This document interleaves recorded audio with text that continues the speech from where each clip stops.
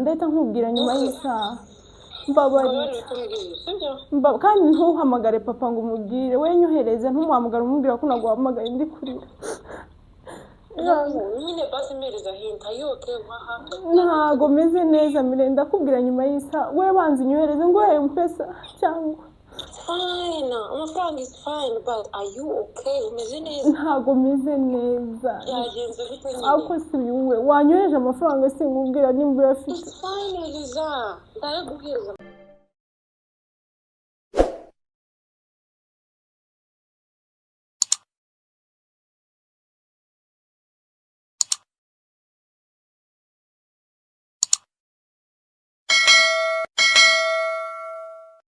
yambu cyane nizeye ko meze neza ndabaramukije cyane hobe mwese ndabaramukije ndabahobeye narimba kumbuye cyane ariko n'ubu ntabwo ngitinda ubu ngubu kabisa nsigaye nza nihuse cyane nizere ko meze neza bavandimwe abari hirya no hino bari ku migabane itandukanye y'isi ndabaramukije cyane abakurikirana Elizabeth Official ndabaramukije kandi ndanabashimira cyane uburyo mugenda munyereka ko munkunda support yanyu like zanyu subscribe zanyu commentaire n'ukuri ndabashimiye ve ko ndi bayumutima ikindi ndihanganisha inshuti n'abavandimwe abo nzi nabo ntazi bahuye n'ibibazo bitandukanye babuze abantu babuze abo bakundaga mwihangane cyane ejo ni heza sasa ariko ukuntu mvuze nihuta mwabyumvishe mvuze nihuse birenze so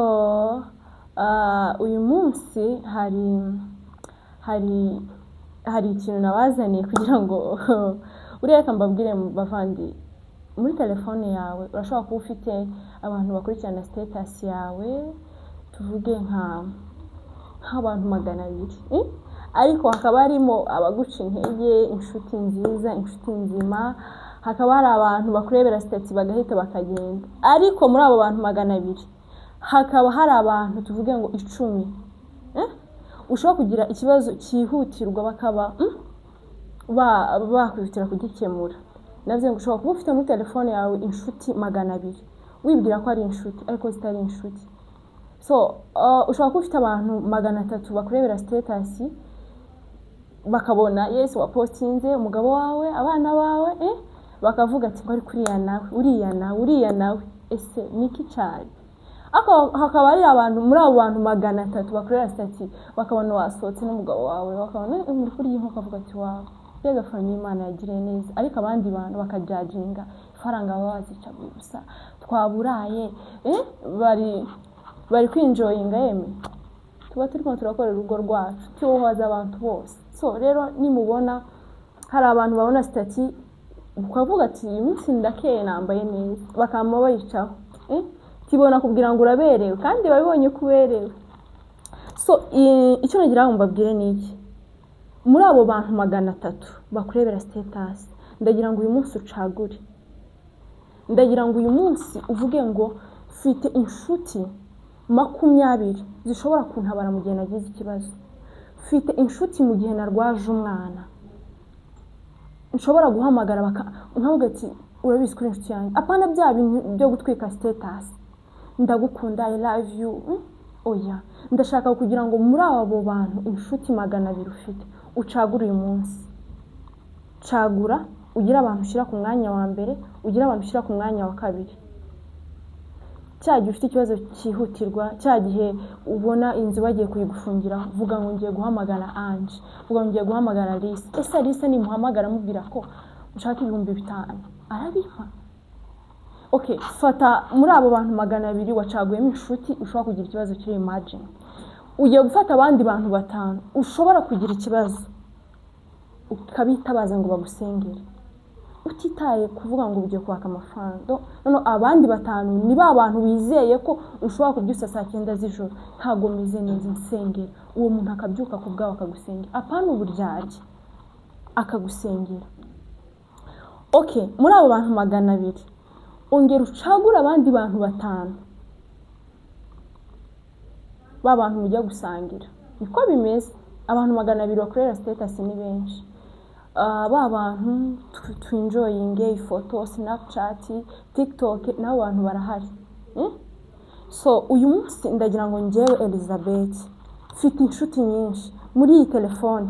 Harimo inshuti z'umumaro, hari inshuti zitari nziza, hari izindyarya, ariko nonaha nta muntu nateguje. Nonaha hari abantu bakunda kunsereza ngo ngira inshuti nyinshi muri Amerika, muri Australia, yego ndazifite, ariko si izo nshuti mfite.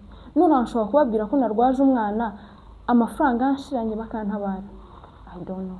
Gusa ngiye kugerageza.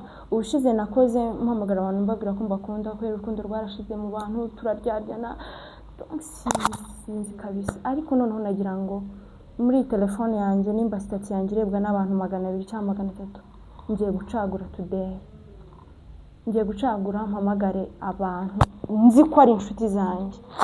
Umva nirembeshe mbabwire ko nagize ikibazo cyihutirwa, ndebe kuko nimba abantabara. Reka dutangire. Kandi ndahera ku ba diaspora. Ndebe ko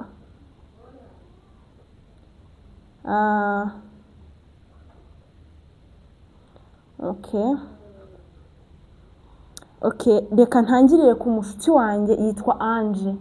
Ni umushuti twahuriye mu Rwanda, tuba inshuti, turaganira. Ariko se kuba umwita inshuti ashobora kuntabara mu gihe nagize ikibazo, reka muhamagare. Atuye muri Amerika States, ntabwo nyizi. Okay, ndumva ndahita nirembya mbwiye ko nagize ikibazo kabisa.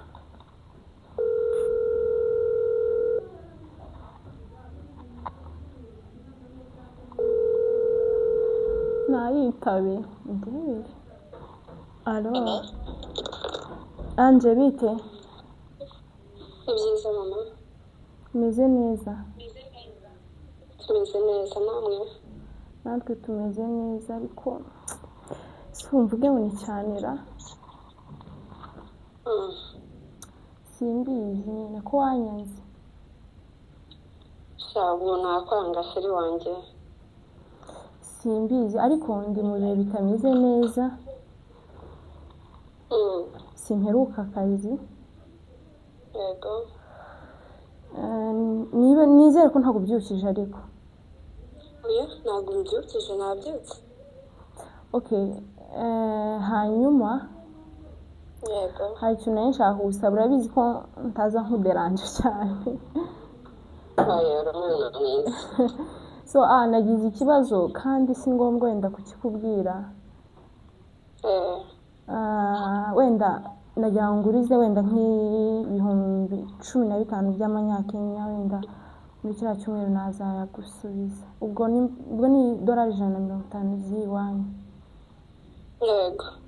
Ni ukuri wamfashije pe. Mbabarira, urabizi ko ntakunda kukubwira ko mfite ikibazo, ariko nimba turi inshuti ihangana mfashe. Nzayakwishyura kiriya cyumweru ninsubira mu kazi. Yego sheri, ndabyumva.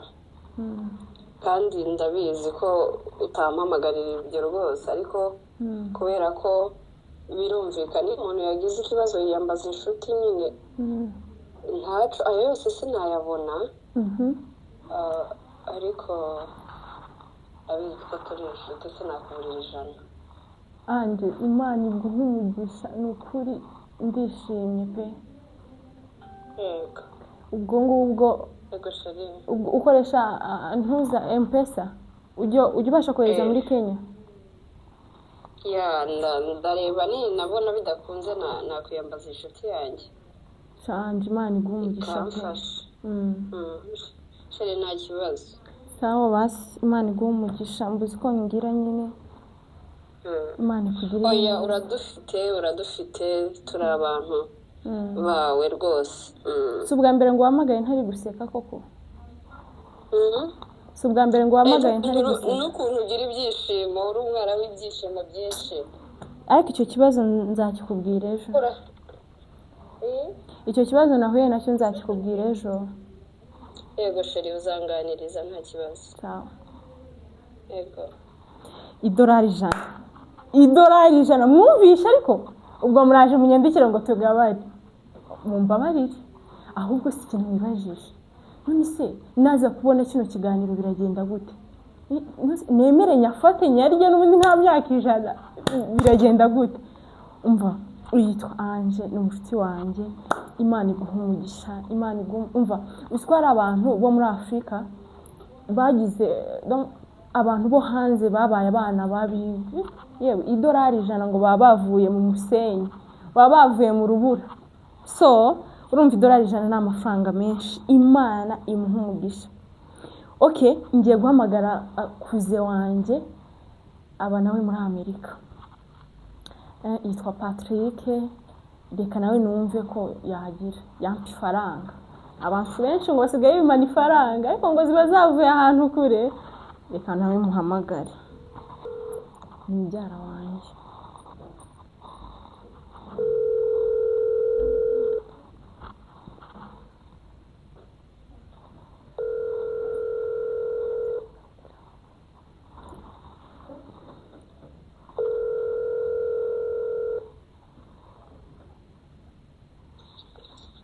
Alo empaye nka rero iryo jwi se bimeze bite wi iriyaje uri kuvuga nk'umusaza ese ubundi usishaje mwana shaje nta mugore ndakumvira none tugira bite umeze gute muvandi amahoro n'ukuri turashima Imana wowe bimeze nanjye ni sawa iwanyu murabyutse turabyutse se tuba twaraye mu kazi ya nakuryama subize uri mu kazi yandi mu kazi ariko ntabi okay aha urabizi ko ndakunda kukuderanja sibyo utakunda kunderanja ndakunda kuguhamagara cyane nyine nkuderanja uri mu kazi kuri guseka oyabwira yakibazo ariko nanahuye n'akabazo muvandi none urabizi ko ntari umuntu ukunda gusaba ifaranga ndakwinginze mbabarira nyohereza $100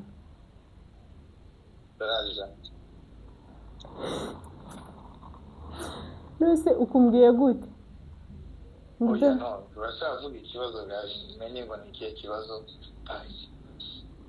urumva baracyasobanura ndagutegereye muri make nyine muvandi nyine urabizi ntubizi ko ndi umucuruzi ni ukuri maze nubwo utabimbwiye ariko mba mbibona kuri poste ni ukuri maze icyumweru ndakora kandi ni nkaho ntameze neza mu mufuka none wamuboneje $100 basi nazi kwishyura muri kiriya cyumweru ndabimwishyura nzi kwishura kubera iki urumvaga urasabye cyangwa uragurije kubera ko ndi umucuruzi kandi nanjye ngira ifaranga mbabarira ndakugurije nanjye kubera nzi ko muba mufite ibibazo byinshi nguza please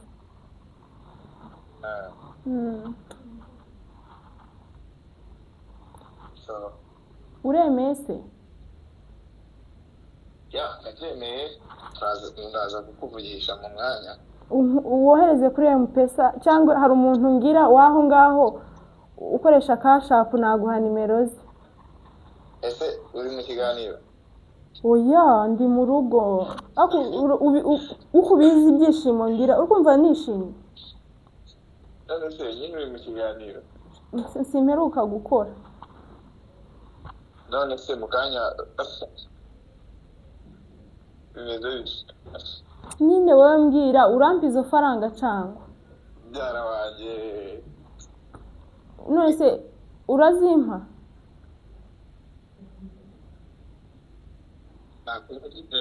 uri he njye ndi mu rugo mbwira izo faranga ko uzimpa ndazikeneye muvandi mfite ikibazo wemeye sawa urakoze umuntu uri kumbaza ngo ndi mu kiganiro fumvire nawe Imana impumugisha yemeye ndaje muhe M-Pesa cyangwa cash app nayo ndayiguha ariko uzohereza kumva ukuntu nanishe navuze cyane waranije hako mubyara wabaye gute abantu uziko umuntu asigaye guhamagara kubwira ngo mfite ikibazo cy'amafaranga ngurize amafaranga akajya kubaza detail wabaye iki warwaje oya nimba umuntu akugurije amafaranga singomba kugira ikibazo yahuye nacyo hari n'igihe ikibazo kiba gikomeye adashaka kukivuga nese nimba umuntu ashaka kuguhamagara barampamagaye kandi yagize ikibazo mwana wenda azi kuguhamagara nyuma y'ikigani reka mbabwire bavandi umuntu ashaka kuguriza amafaranga si ngombwa ngo umubwire ngo nayangaya hari n'igihe aba yaburaye akagira isoni zo kubikubwira hari n'igihe bamaze kumufungira hinze so si ngombwa kumubwira si ngombwa kumubwira ngo ntago ari ngombwa so uyitwa Patrick nawe atuye muri Amerika ni mubyara wanjye hanyuma reka mpamagare undi ni umukobwa yitwa Noella nawe atuye hanze reka mpamagare numva ariko ndi kumva bari kungura bari gushaka kumbaza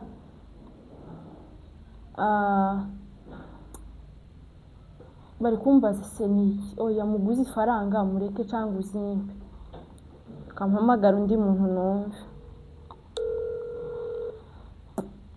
umva icyo nagusaba impamvu ndi guhamagara bano bantu hindura nimba ufite inshuti 200 muri telefone yawe izo nshuti udashobora kuzihamagara ngo babwire ngo nahuye na kino kibazo gabanya izo nshuti kureba gusa inshuti zakurebera status ntacyo bimaze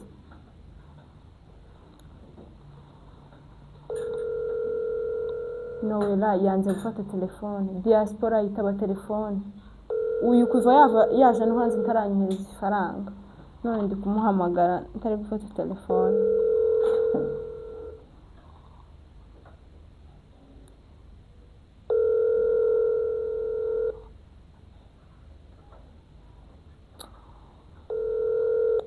birashobora kuba atarabyuka reka mpamagare sister wanjye muzi musitari wo kuri TikTok aba Canada ariko sinzi ko azimva ubushize za zindi ntiyazinyohereje kamuhamagare numva noneho ndi kujya guseka bakagira ngo ndi mu kiganiro ngiye kwirembesha sasa mire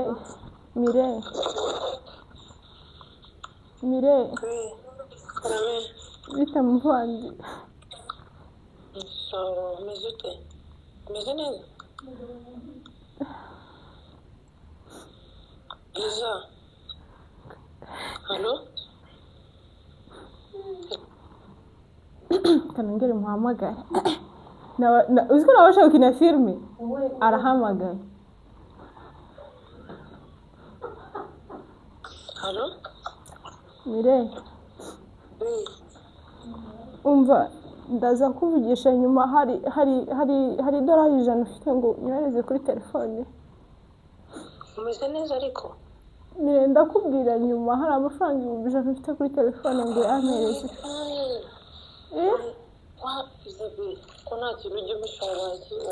mire wambaba ndakubwira nka nyuma y'isaha hari ibihumbi 100 ufite ngo nyohereze kuri fone ibihumbi 10 bya hano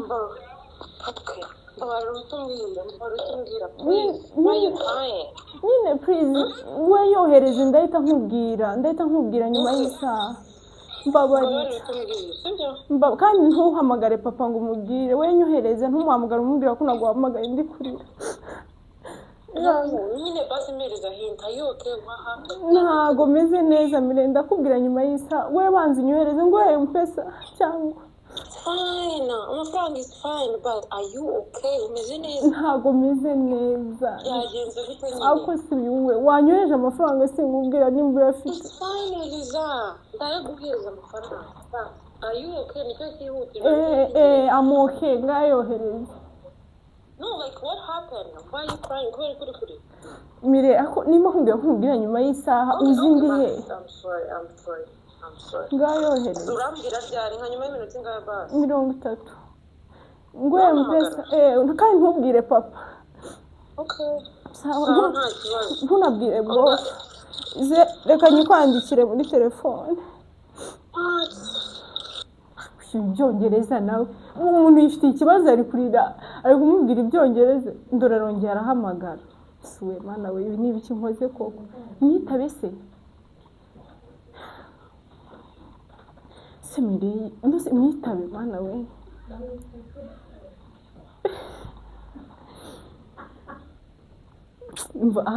hano ndi gukora ikiganiro hari abantu bari guseka ntimwumva ayo majwi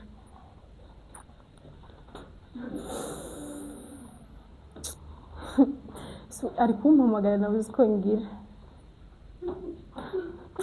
umva reka mureke kanihamagarire uzi ko bino bintu byo kurira ari byo sawa umva mbabwire muzongere kwaka ifaranga muri guseka icuco nico maze kubona muzaka amarira ari hano muzamushaka musware mwishire hano murire ko ndikubona ndore abantu Imana we Mireille arikomeza kumpamagara mbigenze gute Yesu Yesu Mana we mumbwize ukuri nkiri mu kiganiro reka nihamagarire undi ndabona uyu nguyu kamuhamagara undi mudamu ngiye kurira noneho ngiye kwakitinga ndi kurira ngiye guhamagara undi mudamu witwa Nyakirayi ni umumama mwiza umudamu mukuru arankunda afite n'abuzukuru so nimba muri phone yawe ufite umuntu ushobora kugira ikibazo ntago idolari 100 kuramo nimero Muvandi bite Salama amakuru turaho tumeze neza namwe Faride gusa Pole cyane bof ameze ate ameze neza arakomeye nawe Muvandi ko nari mfite ikibazo ushobora kubona idolari 150 wagize ikibazo nagize ikibazo kandi cyihutirwa ushobora kumbona idolari 150 nimba byakundira icyo kibazo gikomeye mwana none se kuri kurira sorry basi ihangane nta kibazo kitaza gikemuka urakoze cyane none se amafaranga ntazayicaranwa ariko wenda nakubonera nk'ijana kugira ngo wenda ngufashe muri icyo kibazo ariko wenda arenga aho ngaho se nayabona Imana iguha umugisha cyane Imana iguha umugisha ukoresha M-Pesa yego reka nyikwandikire ninza kuguhuguka mfite umwanya ndakubwira ikibazo nahuye nacyo sawa nta kibazo rwose ndi tayari kucumva kandi wihangane urakoze cyane ibibazo bishikira abantu bose kandi Imana irahari ishobora byose urakoze cyane umva nkuyemo idineti kugira ngo mbashe kurira neza ako muri kumva abantu reka nze mpamagare uwa Gidurayi arama mbiyona 500 ntayabona cyangwa akasarani komanda ariko rata ndabyumva hari gishobora guhamagara umuntu pe nta kintu afite ariko nanone izo wita inshuti ni ya nshuti ushobora guhamagara saa 9 z'ijoro ikakwitaba kubera ko ibibazo hari igihe duhura n'ibibazo nijoro hari igihe umudamu ndimufata nijoro ashobora gutekereza ngo reka guhamagara mujane kwa muganga reka tureke iby'ifaranga ufite inshuti ushobora guhamagara saa 9 z'ijoro inda yagufashe ntivuge ndi mu bitotsi mise numva ndakaye sumpamagara inde wundi suwe ntago bari online reka mpamagare umuntu yitwa Soso atuye muri Australia ku bantu bamuzi ni Marlene wa Diane umudamu wa Kiriki yagiye hanze ni madamu Elise inshuti yanjye kamuhamagare numve ko yitaba nawe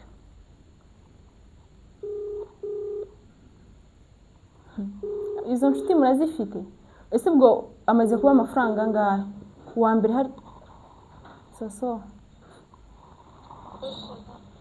bitese sawa iwanyu nisangahe bishe mazitese Soso hari ikintu nshaka kubwira nimba byakunda bitewe wenda naho ndi hari ikibazo nagize cyihutirwa ngaho ushobora kumbonera amafaranga nubwo ari menshi nk'ibihumbi 10 by'amanyakenya. wayigize kuri kwimyira wayigishuye ntabwo ari ukwimyira ni ukurira. yego nagize ikibazo wayiki nagize ikibazo cyihutirwa kandi ntabwo mperuka mu kazi, ariko ntabwo biri ari ikibazo kiri grave cyane, ariko nshaka nimba ushaka kunguza ibyo bihumbi 10 wabungiriye neza. yego sawa nta kibazo kuma nimero yawe ukoresha. Sawa ukoresha M-Pesa ujya ubasha kohereza hano muri Kenya? nta kibazo umpereza nimero ukoresha. sawa Imana iguhe umugisha. sawa nsanzwe mfite inshuti nyinshi, ariko se ubundi wahamagara uwo mu Rwanda nkumva hamagara indi. ngiye guhamagara undi mudamu witwa Ange babaye benshi, atuye hanze, ni umudamu w'umwana mwiza pe, ni umudamu w'umwana mwiza. n'ejo bundi bari kuri Bonana aheruka kohereza amafaranga menshi mu Rwanda yo gufasha abantu atazi. kubera ubwo buntu njya mbona agira, nanjye mu testing nta faranga nza mwaka, ariko reka nanjye mu testing. hari igihe ushobora kumubwira ati mpereza zino faranga akagira ngo uri mu kintu, ariko reka muhamagare numve ko azima. ni umwana mwiza.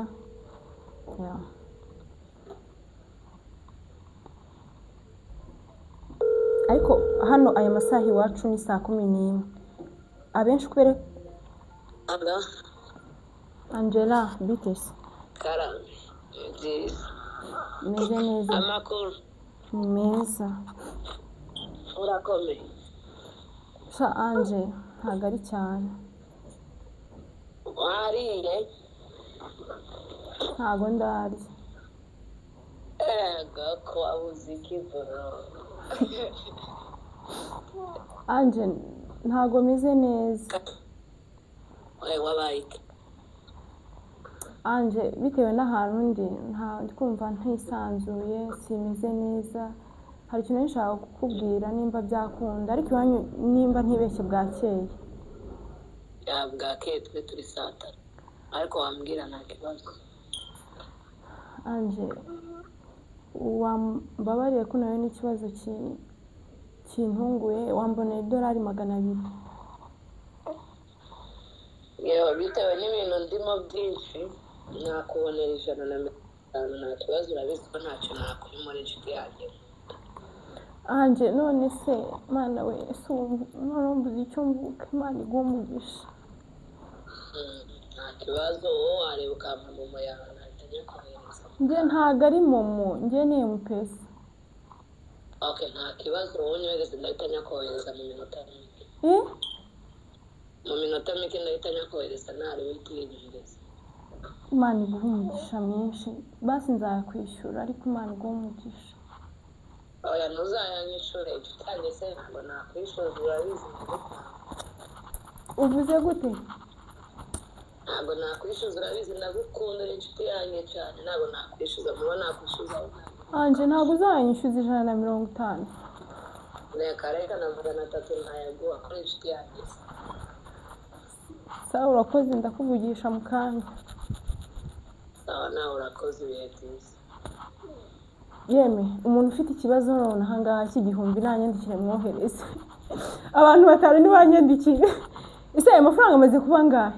Icyo kiranyishe ngo ayo mafaranga ntabwo azayanyishyuza, cyanumvishe nabi. ikibazo ni ikiganiro, nasanga ko ndi kubabeshya koko ntibari buyanyishyuze, kansize amasitiri. ayiwe Mana we, shawe umva mbabwire icyo ndi kuvuga.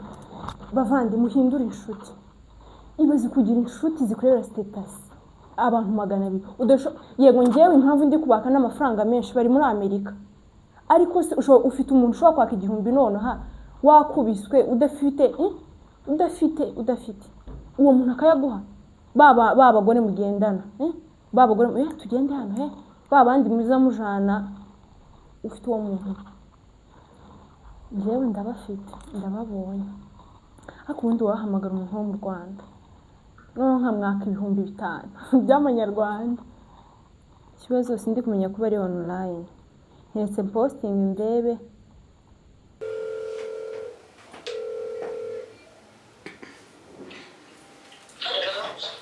muvandi biteze byiza makuru meza uri hehe ni mu nzu tu hanyuma ko hari ikintu nshaka kugusaba yego wambonera $100 ko nzazikwishyura muri kiriya cyumweru. nshobora kuziguha ariko ndumva ari menshi nshobora kuguhereza nka 30 yose sinahita nyabona cyarimwe ko ari 100 ariko nshobora kubona nka 30 40. Nta kibazo wenda nawe yamfasha Imana igumugisha. Yego rero murakoze. Sawa. Yemi. Hajya murambwiye ni 30 ubwo ni $30 ubwo $30 birangira ari 2,000 Imana igumugisha. Rega mwakoze ntago rabarenganya. So ndumva rero abashuti banyu ba diaspora abenshi ndabona bamwe bagiye mutuzi. Ubwo rero abo mu Rwanda nashyize ifoto kuri status ndeba bayireba abari kwireba ndi kubona nta niba abantu nyine niba abantu nawe umutima uyushaka ikintu uzuvuga ati aranyumvira ubusa ngofite se nawe urabafite babantu uvuga ati umuntu ni mwaka ifaranga taca amarira aravuga ngo ngaye mbwira ikibazo ufite numara kukimubwira bite birangiye cyangwa ati ntacu ufite kandi agifite aba bantu nawe ugenda ushaka ahantu bashira. Ngiye guhamagara so muhamagara ndi muri bano bantu ndamuzi uwo nayo mpamagaye yitwa Deborah bahanze ntabwo yitabye telefone umva ndarekeye abandi ndi kubona wapi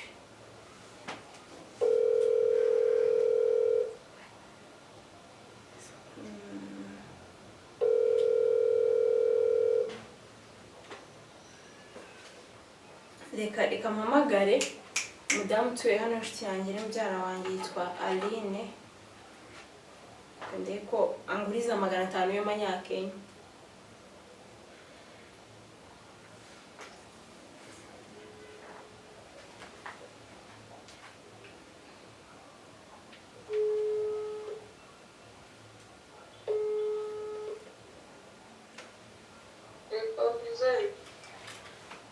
Ari bitese sawa meze neza nani ko hanyuma uri mu rugo hari serivisi nayo nshaka kumfasha hari 500 waba ufite kuri telefone yawe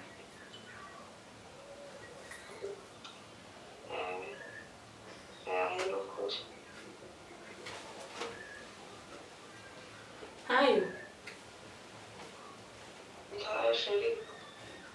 amafaranga nari mfite narayatanze arirayi dufite mazangura itisebine sawa nta kibazo reka ndebe ndi umuntu mfasha hari umuntu uri aho ngaho nayo nshaka kuyatumira nta kibazo sawa mama sawa kuja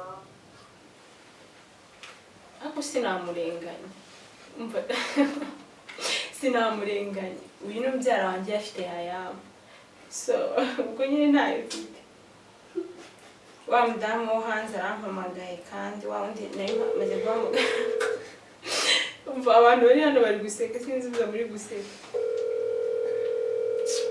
shamani ni ukuri kw'Imana Kenya iragoye Kenya hari ikintu bita izuba imbere ndamuhamagaye ndamubuze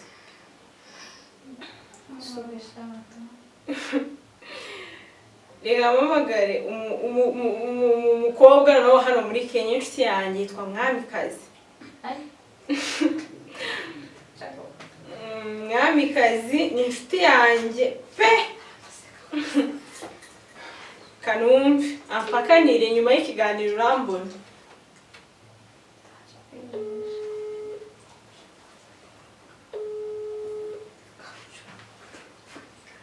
Nimba zongeye kumwaka ifaranga ntari kwitaba phone ako mwagiye mutanga amafaranga uziko nukuri reka tureke ibintu bya prank.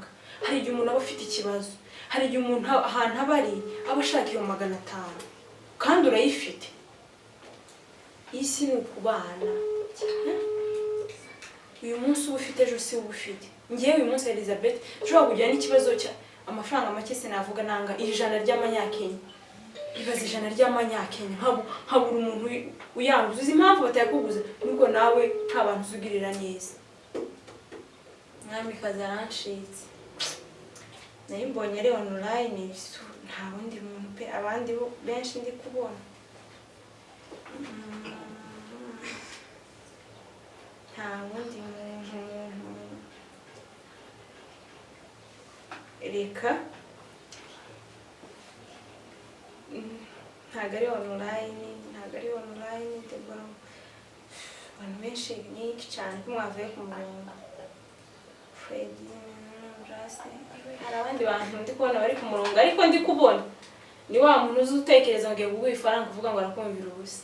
Sorry kandekere rwose. Hanyuma abari bubone iyi video ndashimiye nukuri mumbabarire kuba wenda narize bibatera ikibazo. Nukuri Elizabeth nta kibazo mfite n'amafaranga, ahubwo wowe ukurikira iyi video ufite ikibazo kikugoye wandike muri commentaire, cyangwa nimba utandika no muri commentaire ngiye kubaha nimero yanjye ya WhatsApp mwambonaho.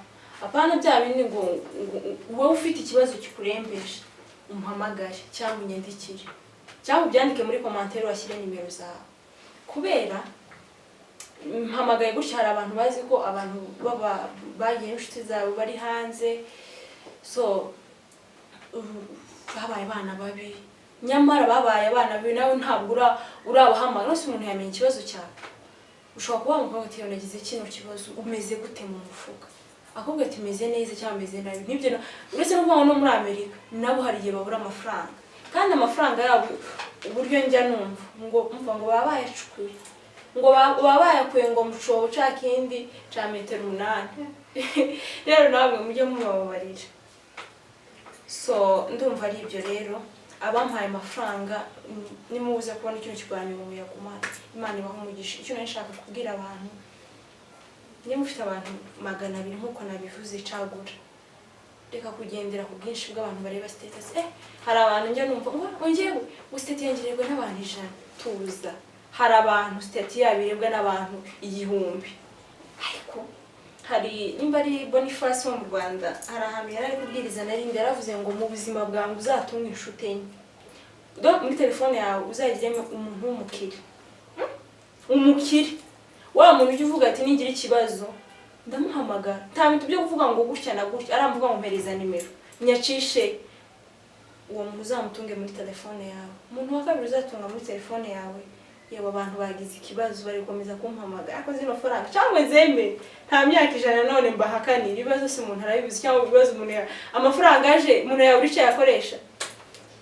Bambabarire kuba wenda nababeshya ariko nta mutima mubi ni prank. So uwo ni umuntu wa mbere ugomba iyo nimero y'umukire igomba kuba iri muri telefone umushake none. Umuntu wa kabiri ugomba gutunga nimero y'umudokiteri cyangwa umuganga, umuntu wize ikiganga mu gihe runaka, mu gihe usitaye, mu gihe umugongo kuriye, mu gihe ijisho rikuriye, mu gihe ugutwi kwawe gutari gukora neza n'amazuru. Hamagara mbwira ati doctor nahuye n'ikino kibazo. Umuhamagara mbwira ati nahuye n'ikino kibazo bimeze biti, ko ndi kuribwa hano biterwa n'iki, ko mu nda biri kwivanga ndi kurya nkaruka ni icyo kibazo. Azakubwira ati ngwino tugupima cyangwa kubwira ubundi bukoryo ukoresha. Uwo ni umuganga. Ntugomba kubura muri telefone yawe nimero y'umudokiteri. Indi nimero ugomba gutunga muri telefone yawe ni nimero y'umuntu navuga umusirikare cyangwa umupolisi cyangwa umuntu umutekano kugira ngo mu gihe watewe mu gihe uri kumva abajura bari guhorogora ku idirisha ryawe uhamagara ati afande natewe umuntu nawe ugomba gutunga iyo nimero si ubundi n'ubu